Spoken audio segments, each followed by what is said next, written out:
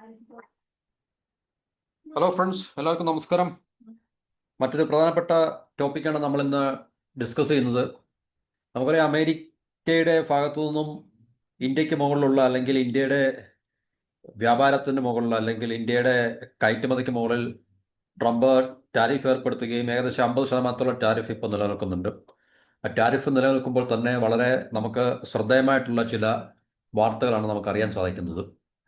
അതായത് നമ്മുടെ ഇന്ത്യൻ എക്സ്പോർട്ടിനെയും അല്ലെങ്കിൽ ഇന്ത്യയിൽ നിന്നുള്ള കയറ്റുമതിയൊക്കെ അത് വളരെ പ്രതികൂലമായിട്ട് ബാധിക്കുകയും നമുക്ക് അത് ചില പരിക്കുകളൊക്കെ ഏൽപ്പിച്ചുകൊണ്ടിരിക്കുകയൊക്കെ ചെയ്യുകയാണെങ്കിൽ തന്നെയും മറു സൈഡിൽ നമുക്ക് ഏറ്റവും എന്താ പറയുന്നത്, ഒന്ന് ഒരു റിലീഫ് അല്ലെങ്കിൽ ഒരു പോസിറ്റീവായിട്ടുള്ളൊരു വാർത്ത എന്ന് പറഞ്ഞു കഴിഞ്ഞാൽ അമേരിക്കയിൽ നിന്നും പ്രത്യേകിച്ച് നമുക്ക് എടുത്തു പറയത്തക്ക അവരുടെ ടെക്നോളജി ജയൻസ് അല്ലെങ്കിൽ ടെക്നോളജി ഭീമന്മാരെന്ന് പറയുന്ന മൈക്രോസോഫ്റ്റ്, ഗൂഗിൾ, അതിൽ ആമസോൺ, അതുപോലെ തന്നെ ട്രംപിൻ്റെ തന്നെ ഫാമിലി ഓൺഡ് ബിസിനസ്സായുള്ള ട്രംപ് ഗ്രൂപ്പ്, ഇതൊക്കെ തന്നെ ഇന്ത്യയിൽ വളരെ വർദ്ധിച്ച തോതിലുള്ള ഇൻവെസ്റ്റ്മെന്റ് അല്ലെങ്കിൽ നിക്ഷേപം നടത്താൻ അവർ പദ്ധതി ഇട്ടിരിക്കുന്നു എന്നാണ് നമുക്കറിയാൻ സാധിക്കുന്നത്. ഏകദേശം മൈക്രോസോഫ്റ്റും ഗൂഗിളും ആമസോണും മാത്രമായിട്ട് ഏകദേശം $67 ബില്യൺ ഇൻവെസ്റ്റ്മെന്റ് പദ്ധതികളുമായിട്ടാണ് ഇപ്പോൾ മുന്നോട്ട് വന്നിരിക്കുന്നത്.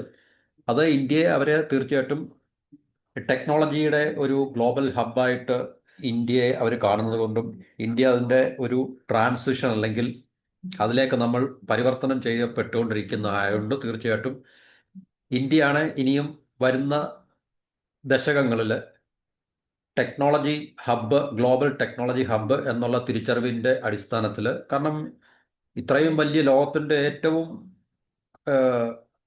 ടെക്നോളജിയുടെ കാര്യത്തിൽ മാത്രമല്ല, ഗ്ലോബൽ കോർപ്പറേഷൻസ് നമ്മളെടുത്ത് നോക്കുമ്പോൾ ഗ്ലോബൽ കോർപ്പറേഷൻസിൻ്റെ ലിസ്റ്റിൽ തന്നെ ഏറ്റവും ടോപ്പ് ലിസ്റ്റിൽ നിൽക്കുന്ന ഈ കമ്പനികൾ തീർച്ചയായിട്ടും ഇന്ത്യയെ തിരഞ്ഞെടുക്കണമെങ്കിൽ അല്ലെങ്കിൽ ഇന്ത്യയിലെ വർദ്ധിച്ച നിക്ഷേപം നടത്തണമെങ്കിൽ തീർച്ചയായിട്ടും ഇന്ത്യ ഓഫർ ചെയ്യുന്ന ഇന്ത്യ ആസ് എ മാർക്കറ്റ് അല്ലെങ്കിൽ ഇന്ത്യ ആസ് എ കൺട്രി, ഒരു രാജ്യം എന്ന രീതിയിൽ അല്ലെങ്കിൽ ഒരു മാർക്കറ്റ് എന്ന രീതിയിൽ അതിനകത്ത് പല ഘടകങ്ങളുണ്ട്.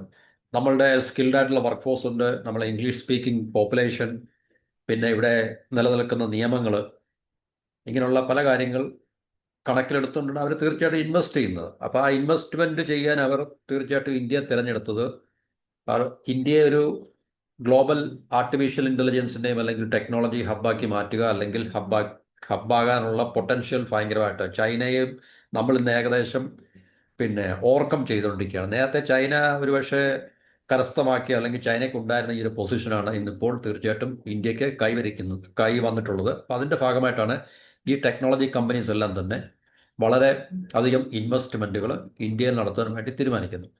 അപ്പോൾ അതിൻ്റെ ഏറ്റവും പ്രധാനപ്പെട്ടൊരു കാര്യം, ആമസോൺ എന്ന് പറയുന്ന ഇ കോമേഴ്സ് ജയൻറ്റ്, ലോകത്തിലെ നമ്പർ 1 ആയിട്ടുള്ള ഇ കോമേഴ്സ് കമ്പനിയാണ് ആമസോൺ, നമുക്ക് എല്ലാവർക്കും അറിയാം. അവർ ഏകദേശം $35 ബില്യൺ ഇൻവെസ്റ്റ്മെൻറ്റാണ് ഇന്ത്യയിലേക്ക് കൊണ്ടുവരാൻ വേണ്ടി അല്ലെങ്കിൽ ഇന്ത്യയിൽ ഇൻവെസ്റ്റ് ചെയ്യാൻ വേണ്ടി അവർ തീരുമാനിച്ചിരിക്കുന്നത്. ഏഷ്യയിലെ തന്നെ ഏറ്റവും വലിയ ഇൻവെസ്റ്റ്മെൻ്റ് ആയിട്ടുള്ള അല്ലെങ്കിൽ ഏഷ്യയിലെ തന്നെ ഏറ്റവും വലിയ നിക്ഷേപമായി ഇത് മാറും എന്നുള്ളതാണ് ഇതിനകത്തുള്ള വിലയിരുത്തൽ എന്ന് പറഞ്ഞാൽ. അപ്പോൾ അത് ഏകദേശം 3.1 ലക്ഷം കോടി രൂപ വരും. അടുത്ത 5 വർഷത്തിനുള്ളിൽ 10 ലക്ഷം തൊഴിലവസരങ്ങൾ ഇതുവഴി സൃഷ്ടിക്കാൻ സാധിക്കുമെന്നാണ് കമ്പനി പറയുന്നത്. തൊഴിലവസരങ്ങൾ നേരിട്ടും അല്ലാതെ ഉള്ളത്, ഡയറക്റ്റായിട്ടും ഇൻഡയറക്റ്റായിട്ടുള്ള ജോബ്സ് ക്രിയേറ്റ് ചെയ്യാൻ സാധിക്കും. 3.14 ലക്ഷം കോടി രൂപയുടെയാണ് ഈ $35 ബില്യൺ എന്ന് പറയുന്ന ഇൻവെസ്റ്റ്മെന്റ് എന്ന് പറഞ്ഞത്.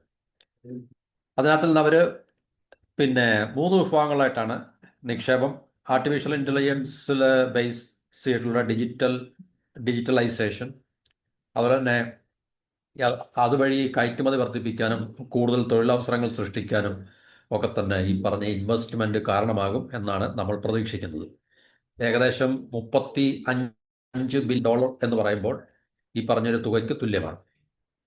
അത് അടുത്ത 5 വർഷത്തിനുള്ളിലായിരിക്കും കമ്പനി ഇത് ഇൻവെസ്റ്റ് ചെയ്യുന്നത് എന്നാണ് നമുക്കറിയാൻ സാധിക്കുന്നത്. അപ്പോൾ ഒരു വർഷം ആവറേജ്, അങ്ങനെ കണക്കൊന്നുമില്ല, ഒരു $7 ബില്യൺ ആവറേജ് ഇൻവെസ്റ്റ്മെൻറ്റ് ഒരു വർഷം നടക്കും. അപ്പോൾ ഓൾറെഡി അവർ $40 ബില്യൺ ഏകദേശം $40 ബില്യൺ അവർ ഇന്ത്യയിൽ ഓൾറെഡി ഇൻവെസ്റ്റ് ചെയ്തിട്ടുണ്ട്. നമുക്കറിയാം, ഇപ്പോൾ അവർ ഇന്ത്യയിൽ വളരെ എസ്റ്റാബ്ലിഷ്ഡ് ആയിട്ടുള്ളൊരു കമ്പനിയാണ് ഇല്ലേ. ഇന്ത്യയുടെ എല്ലാ മുക്കിനും മൂലയിലും ആമസോണിനെ നമുക്ക് കാണാൻ സാധിക്കും.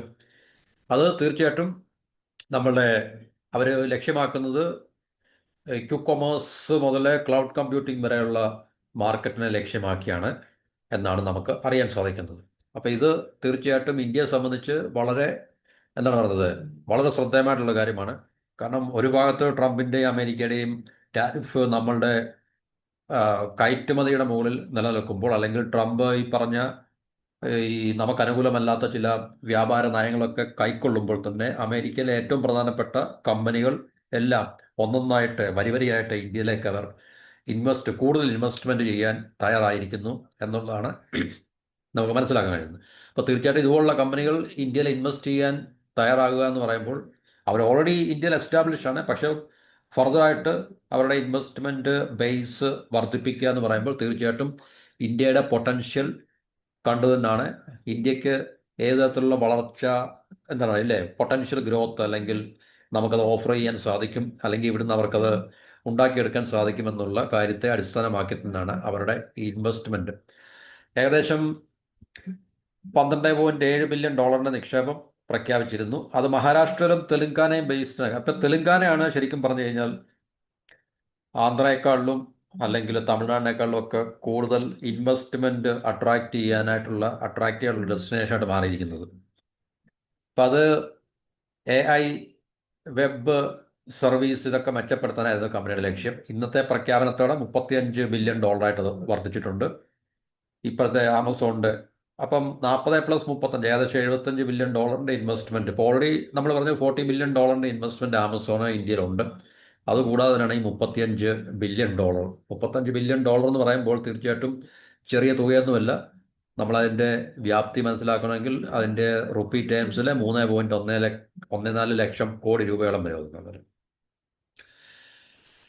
2010 മുതലാണ് ആമസോൺ ഇന്ത്യയിൽ ഓപ്പറേഷൻസ് പ്രവർത്തനങ്ങൾ ആരംഭിച്ചിരിക്കുന്നത്. ഏകദേശം $40 ബില്യൺ ഇൻവെസ്റ്റ്മെന്റ് ഇവിടെ ഓൾറെഡി 3.59 ലക്ഷം കോടി രൂപയ്ക്ക് അടുത്ത് വരുന്ന ഇൻവെസ്റ്റ്മെന്റ് ആണ് അവർ ഓൾറെഡി ഇന്ത്യയിൽ നടത്തിയിരിക്കുന്നത്.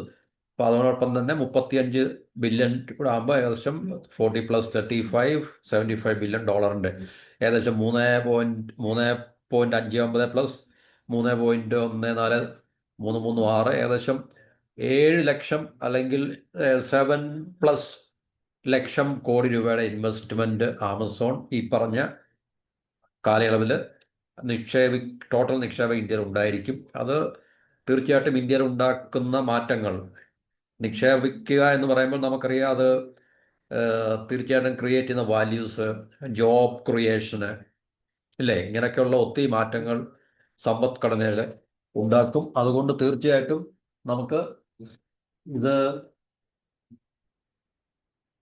വളരെ പ്രധാനപ്പെട്ട ഒരു വിഷയമാണ്. അതുകൊണ്ട് നമുക്ക് തീർച്ചയായിട്ടും ഇതിനെ എന്താണ് പറയുന്നത്, ഒരു പോസിറ്റീവായിട്ടുള്ള മാറ്റമായിട്ട് മാത്രമേ നമുക്ക് കാണുവാൻ സാധിക്കത്തുള്ളൂ. ആമസോണിന്റെ ലക്ഷ്യം എന്നല്ല, ലോകത്തിലെ ഏറ്റവും വലിയ പോപ്പുലസ് ആയിട്ടുള്ള രാജ്യമാണ് ഇന്ത്യ. അപ്പം മാർക്കറ്റിന്റെ എന്താ പറയുന്നത്, വലിപ്പവും അല്ലെങ്കിൽ അതിൻ്റെ ഇമ്പോർട്ടൻസും ഒക്കെ നമുക്ക് മനസ്സിലാക്കാൻ സാധിക്കും.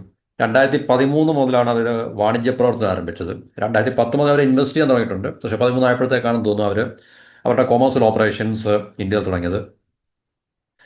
അത് ഇന്ത്യയുടെ ദേശീയ താല്പര്യങ്ങൾക്ക് അനുസരിച്ച് തന്നെ ആയിരിക്കും ഈ നിക്ഷേപം. അത് തീർച്ചയായിട്ടും അങ്ങനെ തന്നെ ആകണമല്ലോ. കാരണം നമ്മളുടെ രാജ്യത്ത് നിലനിൽക്കുന്ന നിയമങ്ങളെ അനുസരിച്ച് മാത്രം, അല്ലെങ്കിൽ അനുസൃതമായിട്ട് മാത്രമേ ഏത് കമ്പനിക്കും ഇവിടെ, അതുപോലെ ഗവൺമെൻറ്റിൻ്റെ പോളിസീസ് എന്താണോ അതിനനുസരിച്ച്, പ്രത്യേകിച്ച് ഇതൊക്കെ വളരെ ക്രിട്ടിക്കലായിട്ടുള്ള മേഖലയായതുകൊണ്ട് ടെക്നോളജി, ആർട്ടിഫിഷ്യൽ ഇൻ്റലിജൻസ്, അല്ലേ, ഇതൊക്കെ ഡേറ്റ മാനേജ്മെൻറ്റ്, ഇതൊക്കെ ക്ലൗഡ് കമ്പ്യൂട്ടിങ്, ഇതൊക്കെ വളരെ ക്രിട്ടിക്കലായതുകൊണ്ട് തീർച്ചയായിട്ടും ഗവൺമെൻറ്റിൻ്റെ ഭാഗത്തുനിന്ന് ഇതിനകത്തിലൊക്കെ വളരെ വളരെ കർക്കശമായിട്ടുള്ള സ്ട്രിക്റ്റ് ആയിട്ടുള്ള നിയമങ്ങളും നയങ്ങളും ഒക്കെ തന്നെ ഉണ്ട്. അപ്പോൾ തീർച്ചയായിട്ടും ഈ കമ്പനികൾക്കൊക്കെ തന്നെ അവർക്ക് ഈ നമ്മളുടെ രാജ്യത്തിൻ്റെ നിയമങ്ങൾ അനുസരിച്ച് മാത്രമേ കൃത്യമായിട്ടത് പാലിച്ചുകൊണ്ട് മാത്രമേ ഇവിടെ ഓപ്പറേറ്റ് ചെയ്യാൻ അല്ലെങ്കിൽ പ്രവർത്തനങ്ങൾ നടത്താൻ സാധിക്കത്തുള്ളൂ.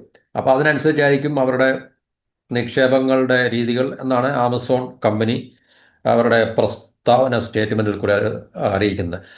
ആർട്ടിഫിഷ്യൽ ഇൻ്റലിജൻസ്, AI മേഖലയിലെ സൗകര്യങ്ങൾ വർദ്ധിപ്പിക്കാൻ, അതുപോലെ തന്നെ ലോജിസ്റ്റിക്സ്, ഇതൊക്കെ വിപുലമാക്കാനാണ് അവർ പ്ലാൻ ഇടുന്നത്.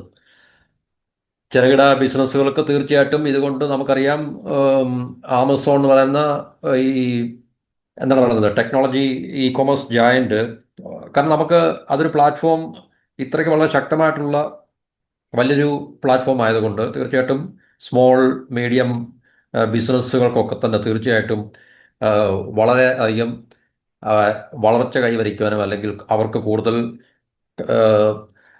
അവരുടെ ബിസിനസ്സുകൾ വ്യാപിപ്പിക്കാനോ അല്ലെങ്കിൽ അവർ വർദ്ധിപ്പിക്കാനോ സാധിക്കും.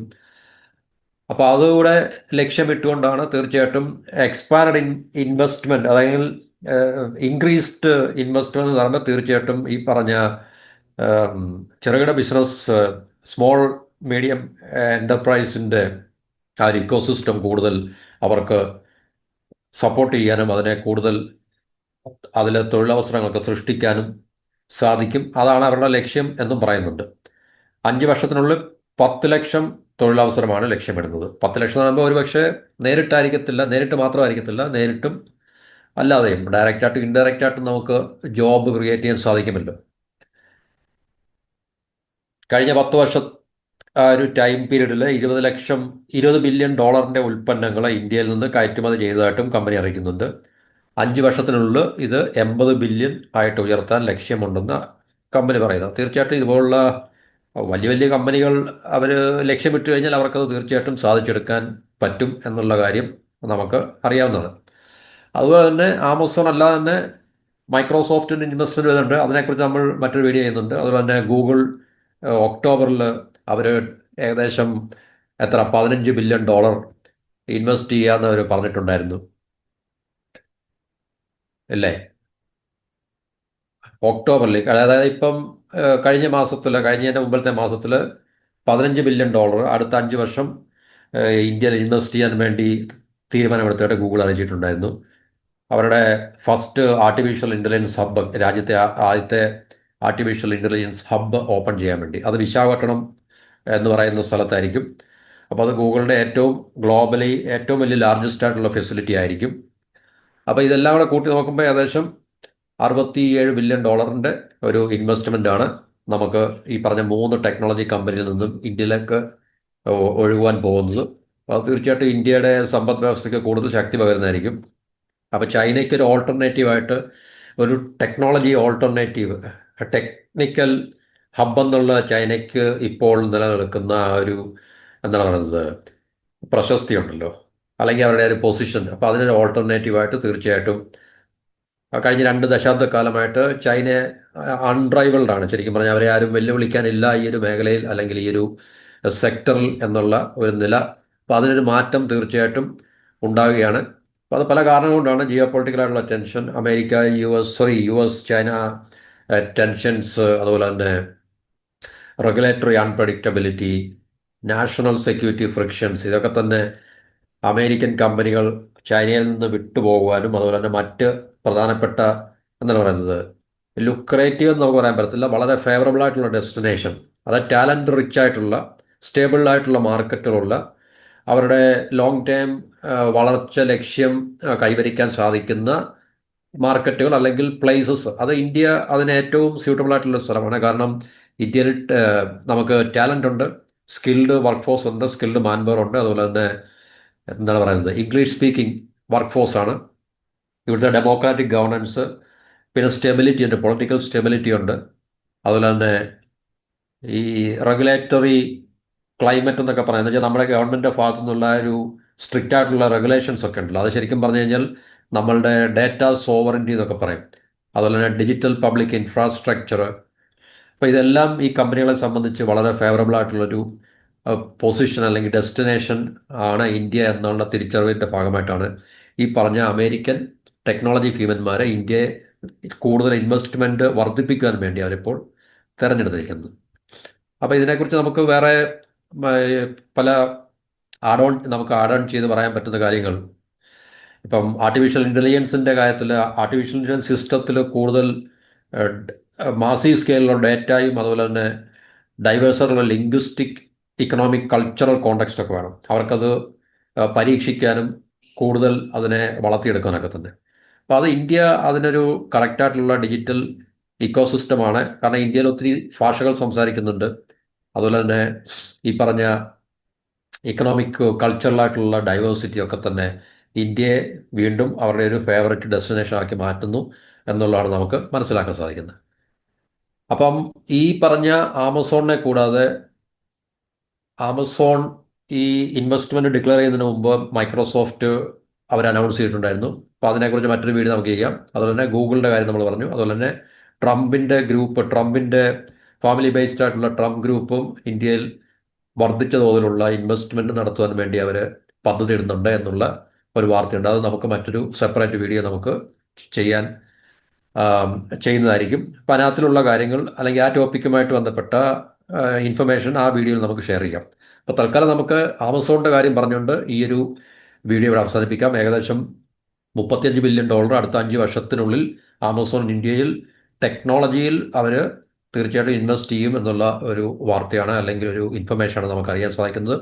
ഏകദേശം 3.14 ലക്ഷം കോടി രൂപയുടെ ഇൻവെസ്റ്റ്മെൻ്റാണ്. 5 വർഷം കൊണ്ട് 10 ലക്ഷം പേർക്ക് 1 മില്യൺ ജോബ്സ് ക്രിയേറ്റ് ചെയ്യാൻ കഴിയും എന്നാണ് കമ്പനി പ്രതീക്ഷിക്കുന്നത്. അവർ ഓൾറെഡി $40 ബില്യൺ ഏകദേശം 3.59 ലക്ഷം കോടി രൂപയുടെ ഇൻവെസ്റ്റ്മെൻറ്റ് ഇന്ത്യയിൽ നടത്തിയിട്ടുണ്ട്. 2013 അവരുടെ കോമേഴ്സ്യൽ ഓപ്പറേഷൻ ഇന്ത്യയിൽ അവർ ആരംഭിച്ചിരിക്കുന്നത്. ഇതുവരെ അവർക്ക് തീർച്ചയായിട്ടും $20 ബില്യൺ ഉൽപ്പന്നങ്ങൾ കയറ്റുമതി ചെയ്യാൻ സാധിച്ചിട്ടുണ്ട്. 5 വർഷത്തിനുള്ളിൽ അതിനെ $80 ബില്യൺ ഉയർത്തുവാനാണ് കമ്പനിയുടെ പ്ലാന്. അപ്പോൾ ഇതാണ് തീർച്ചയായിട്ടും നമ്മൾ മനസ്സിലാക്കേണ്ട കാര്യങ്ങൾ. അപ്പോൾ ഇന്ത്യയിൽ ഇനിയും ഈ പറഞ്ഞ പ്രധാനപ്പെട്ട കമ്പനികളുടെ പേരുകൾ മാത്രമേ നമ്മൾ കേൾക്കുന്നുള്ളൂ. ഇതിനേക്കാളിലും ആഹ്, എന്താണ് അത്, വലുതും ചെറുതുമായിട്ടുള്ള കമ്പനികളൊക്കെ തന്നെ ടെക്നോളജി റിലേറ്റഡ് ആയിട്ടുള്ള അല്ലെങ്കിൽ ടെക്നോളജി സെക്ടറിൽ നിന്നൊക്കെ തന്നെ തീർച്ചയായിട്ടും ഇന്ത്യയെ അവരുടെ ഇൻവെസ്റ്റ്മെൻറ്റ് ഡെസ്റ്റിനേഷനാക്കി ഒന്നുകിൽ പുതുതായിട്ട് ഇൻവെസ്റ്റ് ചെയ്യാൻ വരുന്നത് അല്ലെങ്കിൽ ഇപ്പം എക്സിസ്റ്റിംഗ് ആയിട്ടുള്ള ഓപ്പറേഷൻ അല്ലെങ്കിൽ ഇവിടെ എസ്റ്റാബ്ലിഷ് ആയിട്ടുള്ള കമ്പനികൾ അവരുടെ ഇൻവെസ്റ്റ്മെൻറ്റിനെ കൂടുതൽ ഇൻവെസ്റ്റ്മെൻറ്റ് ബേസിനെ വർദ്ധിപ്പിക്കാൻ വേണ്ടി തീരുമാനമെടുക്കുന്ന ഒരു കാഴ്ചയാണ് നമുക്കിപ്പോൾ കാണാൻ സാധിക്കുന്നത്. അത് ഇന്ത്യയെ ഒരു ഗ്ലോബൽ പിന്നെ ടെക്നോളജി ഹബ്ബാക്കുക അല്ലെങ്കിൽ ആർട്ടിഫിഷ്യൽ ഇൻ്റലിജൻസിൻ്റെ ഹബ്ബാക്കി മാറ്റുക എന്ന ലക്ഷ്യത്തോടു കൂടി ഇവിടെ പിന്നെ നിലനിൽക്കുന്ന വളരെ ഫേവറബിൾ ആയിട്ടുള്ള പോസിറ്റീവായിട്ടുള്ള ഫാക്ടേഴ്സ് അല്ലെങ്കിൽ ഘടകങ്ങളെ പരമാവധി അവർക്ക് ഉപയോഗപ്രദമാണെന്നുള്ള തിരിച്ചറിവിൽ കൂടെയാണ് ഈ പറഞ്ഞ കമ്പനികളെല്ലാം തന്നെ ഇന്ത്യയിലേക്ക് ഇൻവെസ്റ്റ്മെൻറ്റ് വർദ്ധിപ്പിക്കാനും ഇൻവെസ്റ്റ്മെൻറ്റ് ചെയ്യാനും ഇപ്പോൾ അവർ തീരുമാനിച്ചിരിക്കുന്നത് അല്ലെങ്കിൽ തീരുമാനമെടുത്തുകൊണ്ടിരിക്കുന്നത് എന്നാണ് നമുക്ക് മനസ്സിലാക്കാൻ കഴിയുന്നത്. അപ്പോൾ ഇത്തരം പല ടോപ്പിക്കുകൾ അവസാനിപ്പിക്കാം. മറ്റൊരു ടോപ്പിക്കുമായിട്ട് അടുത്ത വീഡിയോയിൽ എല്ലാവർക്കും നന്ദി, നമസ്കാരം.